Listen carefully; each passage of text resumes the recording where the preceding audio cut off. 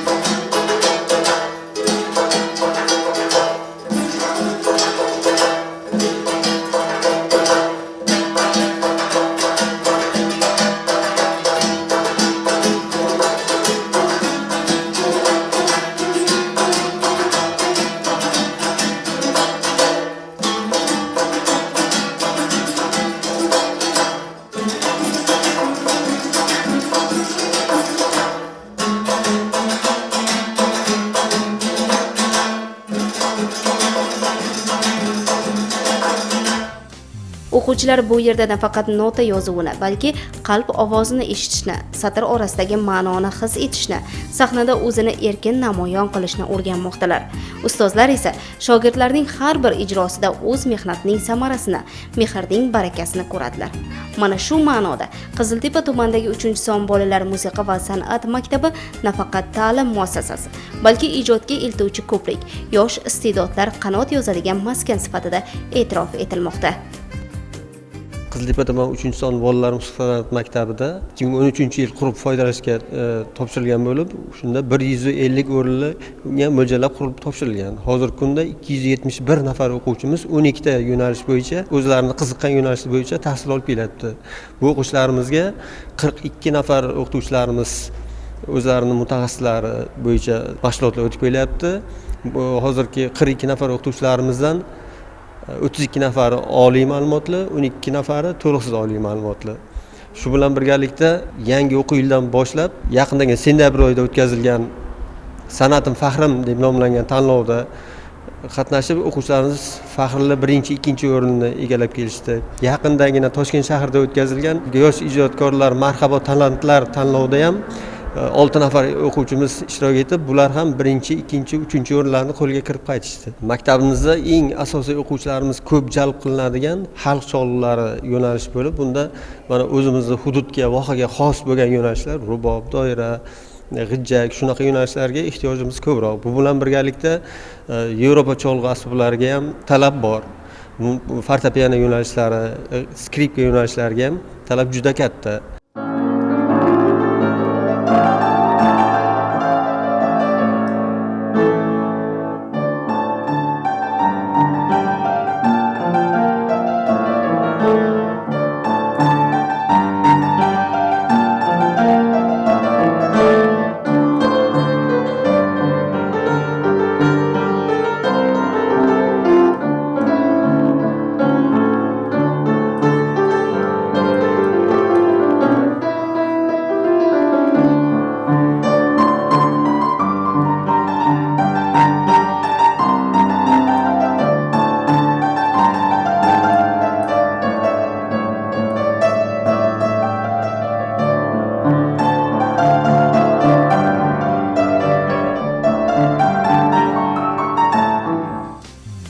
Fortepiano klavishlardan chiqayotgan sas bu shunchaki qalbning tilga aylangan shakli, inson ruhiyatidagi nozik hislarning ohangga aylanishidir. Qiziltepa tumani Uchinson bolalar musiqa va san'at maktabida bu yo'nalishdagi ta'lim har yili yangidan-yangi iste'dodlarni kashf etmoqda.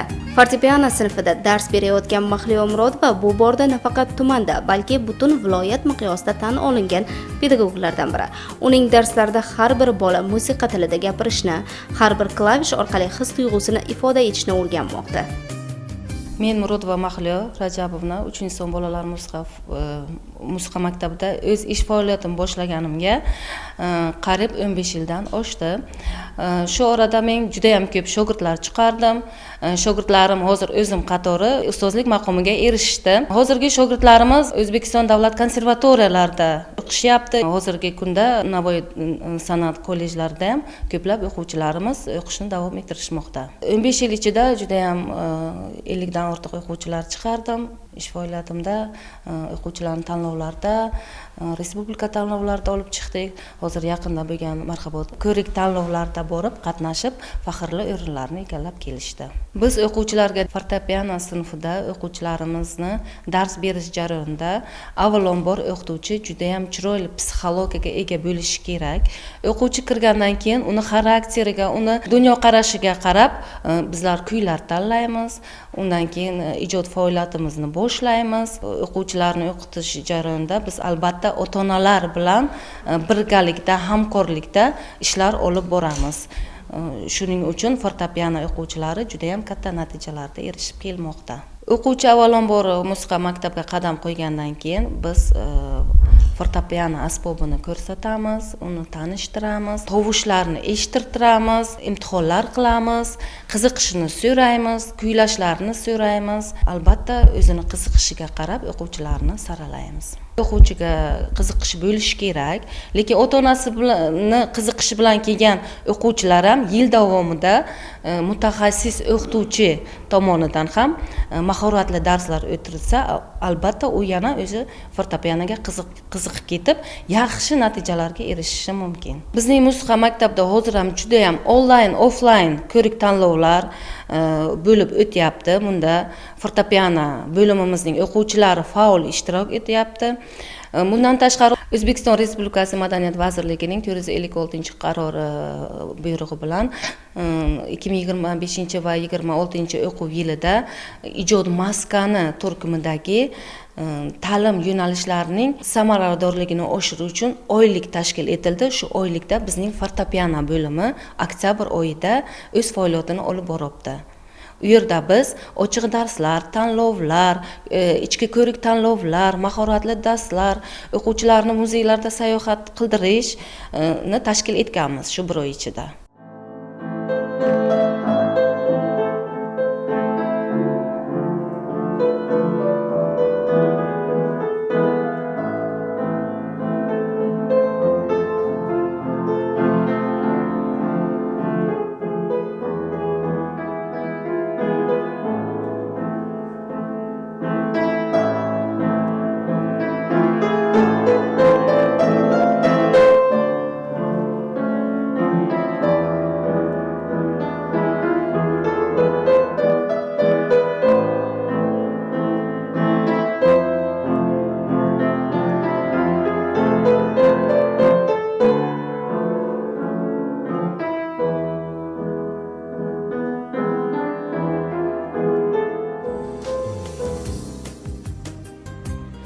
Maktabdagi har bir xonanda, har bir raqqosa, har bir rassom va aktyor bu yerdagi katta ijodiy oilaning ajralmas bo'lagidir. Ular orasida biri sahnada kulib raqsga tushsa, boshqasi kuy orqali qalb so'zini aytadi. Yana biri ranglar bilan hayot manzarasini chizadi. Bu maskanda har bir bola o'z dunyosi, o'z izlanishi, o'z orzusini topmoqda. Hozirgi kunda mana shu fortepiano yo'nalishi bo'yicha ham vazirligimiz tomonidan ijod maskani degan turkum tadbirlar belgilab berilgan. Shu munosabati bilan oktyabr oyi fortepiano va torli cholg'ular yo'nalishi o'tkazib berilmoqda. Bu oylik etib belgilangan. Shu bilan birgalikda shu tadbir doirasida hozir maktabimizda turli xil ochiq darslar, ko'rik tanlovlar, mahorat darslarini tashkil etib kelyapmiz. Madaniyat vazirligi tomonidan madaniyat dasturi ishga tushirilib, mana xalq ta'limidagi ta'lim muassasalari qanday qabul qilinsa, bizda ham xuddi shunaqa ota-onalar o'zlari davlat xizmatlariga borib, arizalarini qoldirib, keyin ijodiy imtihonlarni o'zimiz ta'lim muassasamizdagi qabul komissiyasi baholashi asosida qabul qilindi. ERP madaniyat dasturi asosida arizalarni barchasini o'zimiz qabul qila olganimizdan so'ng, shularning ichidan 61 nafarini saralab, qabul komissiyasini xulosasiga ko'ra o'quvchilar safiga qabul qilindik. Bu o'quvchilarimiz mana 2 oy davomida o'zini iqtidori, iste'dodini, qiziqishini yanada oshirib kelmoqda. Musiqa va san'at maktabidagi xoreografiya yo'nalishida ham yildan yilga salohiyatli yoshlar iste'dodi namoyon bo'lmoqda. Bu yo'nalishda ustozlar shogirdlarga nafaqat raqs qadamlardan, balki sahnadagi nafosat, joziba va milliy iftixorni ham singdirmoqdalar.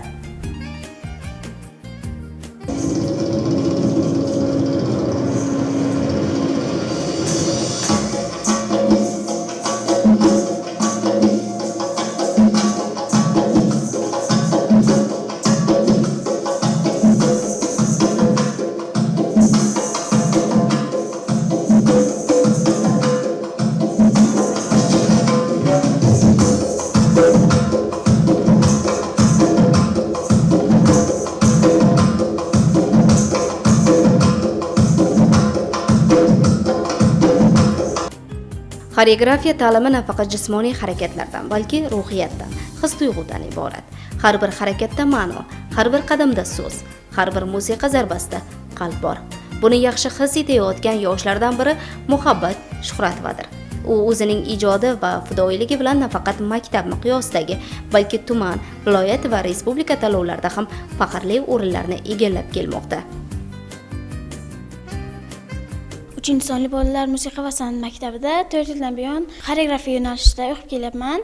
Ustozim Zayneva Oyxon Akramovna yaqinda o'tkazilgan Samarqand shahrida 26-27 sentyabr kunlari Respublika yosh ijodkorlarda ko'rik tanlovida faxrli 1-o'rinni qo'lga kiritdim va ustozim ishonchini oqlayapman. Xoreografiya yo'nalishidan ko'p maktab xoratlari bor. Ulardan Farg'ona, Xorazm, keyin milliy, zamonaviy, Buxoro raqs maktablari holatlarini o'rgandim. Kelajakda Zayneva Oyxon ustozimga o'xshab xoreograf bo'lmoqchiman. Buning uchun o'z ustimda ko'p ishlayapman. Muhabbat Shuhratova uchun raqs bu so'zlashuv, musiqa orqali hisni bayon etish san'ati. Uning har bir raqsi dunyoqarashi, harakatdagi latofati va sahnadagi ishonchi bilan bezangan.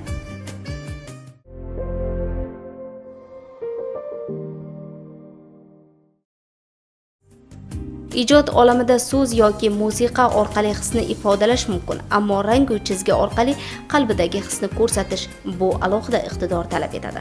Mazkur ta'lim maskanida ana shunday iqtidorlarni kashf etish, ularga yo'l ochib berish bilan shug'ullanadigan yo'nalish bu tasviriy san'at bo'limidir. Bu yo'nalishda fidoyi ustoz Zilola Shermatova faoliyat yuritib kelmoqda. Uning darslari bu nafaqat ranglar dunyosi, balki fikrlash, his etish va orzu qilish darslaridir. U har bir boladagi individual qobiliyatni ko'ra biladi. Ularga qalam orqali gapirishni, dunyoga ijod ko'zi bilan qarashni o'rgatmoqda. Ishlashim davomida ko'plab o'quvchilarga tasviriy va amaliy san'atning barcha yo'nalishlarini o'rgatib kelmoqdaman. Bunda qalam tasvir, rang tasvirda ijodlar qilishadi o'quvchilarimiz. Haykalchalar yasashadi.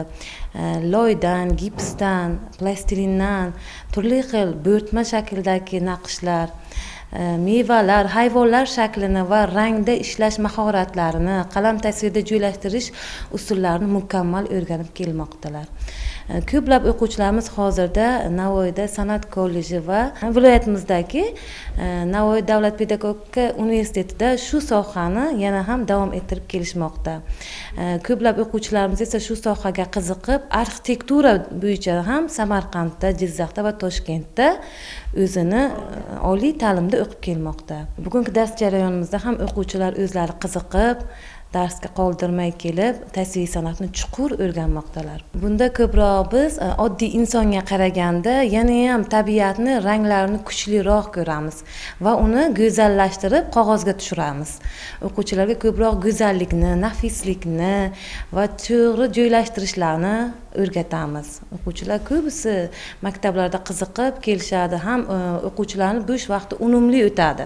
Mazkur yo'nalishda o'quvchilarimiz o'qiyotganda fikrlash doirasi kengligi, ranglarni ajrata bilishi, nafislik, ya'ni go'zallikka boyligi, teran fikrlashi, qobiliyatli bo'lishi va kelajakda o'zi uchun barcha fanlarga uzviy bog'lanib, tasviriy san'at hayotga eng katta yordam beradi. Misol uchun, san'at bilan shug'ullangan insondan yomonlik chiqmaydi. San'at bilan shug'ullansa, o'quvchilar har bitta fanni uzviy bog'lab, yaxshi olib keta oladi. San'at bilan shug'ullansa, bekorchi g'oyalar bo'lmaydi, vaqti unumli o'tadi o'quvchilarning. Zilola Shermatovaning shogirdlari turli ko'rgazmalarda o'z asarlari bilan ishtirok etib, e'tirofga sazovor bo'lib kelmoqda. Ular chizgan tabiat manzaralari, qahramon obrazlari yoki milliy bayramlarga bag'ishlangan suratlarda bolalik samimiyati, ona zaminga muhabbat va go'zallikka intilish namoyondir.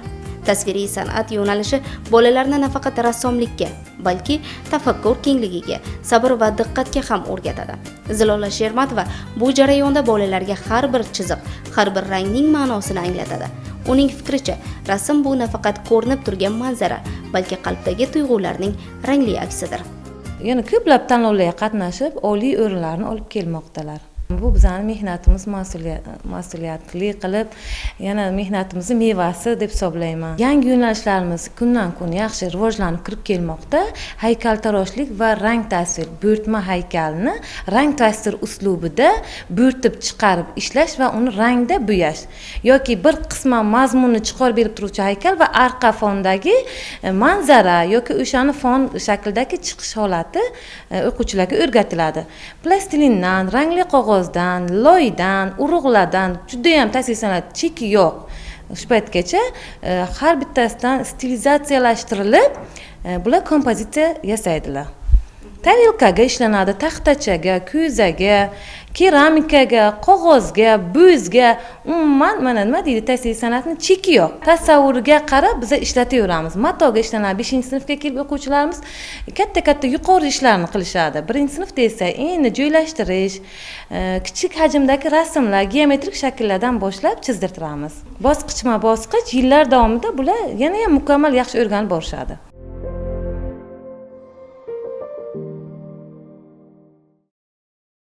Bu yerda tahsil olayotgan o'quvchilarimiz juda ham iste'dodli. Har bitta tadbirda va tumanda va viloyatda, respublikada o'tkazilgan tadbir tanlovlarda ham doimiy faol ishtirok etib kelmoqdalar. Sahna madaniyati o'quvchilarini, ayniqsa bizda birinchi o'rinda o'quvchining nutqi kerak bo'ladi. Ya'niki o'sha nutqda biz doimiy o'sha maxsus darsliklardan tashqari ular bilan yong'oq bilan shug'ullanish mashqi bor va alfabetdagi harflardan tuziladigan gaplar bor va doimiy badiiy kitoblar o'qitib turamiz. Chunki badiiy kitob o'qib turgan o'quvchi nutqi tezda tuzaladi va eng asosiysi teatr sohasida kuzatiladigan kamchilik shevani tuzatish imkoniyatini tezroq yaratib beradi kitoblardan foydalansak. Men asosan drama yo'nalishi va musiqali yo'nalishda olib boraman, chunki musiqali yo'nalishimizda xor darsi bor, ya'ni vokal darsi bor. Vokal darsidan foydalanib ham musiqali drama yo'nalishida ham drama yo'nalishida olib boraman. Asosiy faoliyatimni o'quvchilarimizga birinchi o'rinda ularga hayvonot mashqlaridan boshlaymiz, keyin she'r va masallarga o'tamiz. Undan keyin ertaklarni sahnalashtiramiz, keyin esa kichik sahna ko'rinishlarini qo'yamiz. Bir o'jar yosh toshbaqa, injiq, bebosh toshbaqa. Onasiga "Tur!" debdi. "Menga iloj, tur!" debdi. "Kerak yo'q o'samni. A bunday ish osonmi? Hala biroq qarang, cho'kaman, sekin, ana. Quyon ushlay olmasam, sichqonim ushlay olmasa." Ona sho'rlik yupatar, bola ko'nglim ko'tarar. "Menga qara bolam, ko'sang joningga huzur. Hayba qilma, qo'y, tik tur. Senga qalqon usti bosh, gapga kir, bo'lma bebosh." "Yo'q" deb o'rmalab qaysar, onasini jirkib vaysar. Ko'zasin ulug' tirar, parcha go'shtni yurar. Ammo jilolmas hid. Tak, botar tosh va cho'partak. Yalang'och yurish kulgi. Ko'rsa xat yutar tulki. Jish toshbaqa yurolmay, chopolmay va turolmay, kosaga kirar qaytib, onasiga uzr aytib, endi jala qilmas, ona so'zdan chiqmas. Qiziltepa tumani 3-son bolalar musiqa va san'at maktabida har kuni hayot musiqa sadolari ostida boshlanadi. Maktabning har bir burchagida ijod nafasi, mehr va ilhom his etiladi. Har bir sinfxonada klavishlar ohangi, raqs qadamlari eshitiladi. Bu faqat ta'lim emas, bu hayot tarzi. O'qituvchilar va o'quvchilar o'rtasidagi munosabat ham samimiylikka asoslangan. Ustozlar o'z shogirdlariga faqat bilim beribgina qolmay, ularning qalbiga ishonch va mehr tuyg'usini ham jo qilib boradilar. Shu sababdan maktabdagi har bir shogird o'zini katta ijod oilasining a'zosi deb his etadi. Bu yerda bolalarni fan, madaniyat va san'atga oshno etish bilan birga ularda vatanga muhabbat, milliy iftixor va ezgulikka intilish tuyg'ulari ham tarbiyalanadi. Chunki san'at bu nafaqat go'zallik, balki insonni kamolotga yetaklovchi kuchdir.